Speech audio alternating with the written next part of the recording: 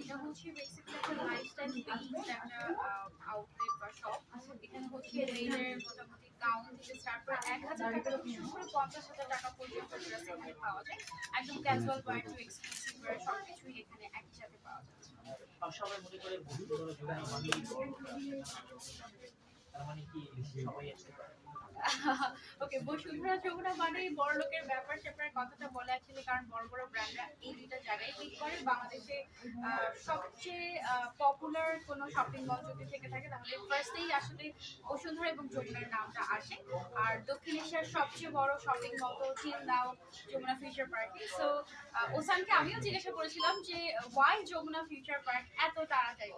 তো বললো কি যে আমি আমার শপটাকে এমন ভাবে সাজাতে চাই যেন ওসান লাভার্স যারা আছে, আমার অডিয়েন্স যারা আছে, তারা যেন এসে ঘুরে যায়, ছবি তুলে যায়, এখানে এসে একটু মানে একটা গুড ভাইব ফিল করে। সেই জন্যই একটা বড় লোকেশনে যমুনা ফিউচার পার্ক।